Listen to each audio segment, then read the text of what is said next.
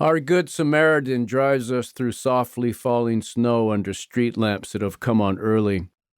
The boy's car is filled with cigarette and pot smoke, and over the rap Jamie plays, he's just asked Trina a question. He looks over at her on the passenger side, his wispy beard dark in the dim smokiness of his rusted sedan. Trina shrugs and cracks the window and exhales smoke. Twice their age, I sit in the back seat.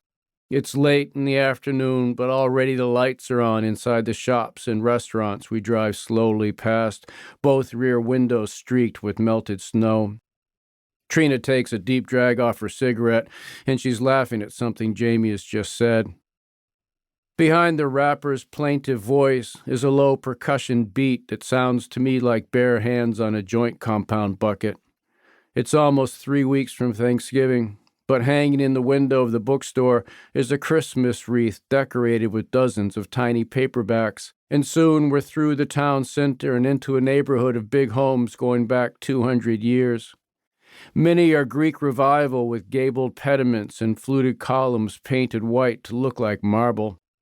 Years ago, as I became more committed to the building trade I somehow mastered, I started to read more about architecture and learned that back in the 1800s, banks were the first to adopt this look, choosing low gables supported by heavy cornices and wide trim to more closely resemble the temples of ancient Greece. Banks as temples. And now, like a ripped photo from a trip I never should have gone on, I can still see the glossy raised panel of Mike Andrews' office. It was walnut, Andrews' desk cherry, his tie a full Windsor, his cologne too strong, and he was probably just about my age at the time. Propped on the desk was a framed color photograph of him with his wife, both of them smiling into the sunshine with their ski goggles strapped to their flushed upper foreheads. I'd never gone skiing in my life. It was a sport for rich kids I never knew, and in another time I might have felt put off by that image in this young banker's office.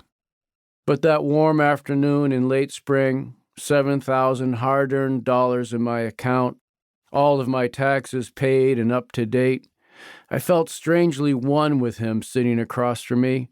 Just two guys climbing that ladder we're all called to climb, Mike Andrews just steadying its base for me with a generous loan.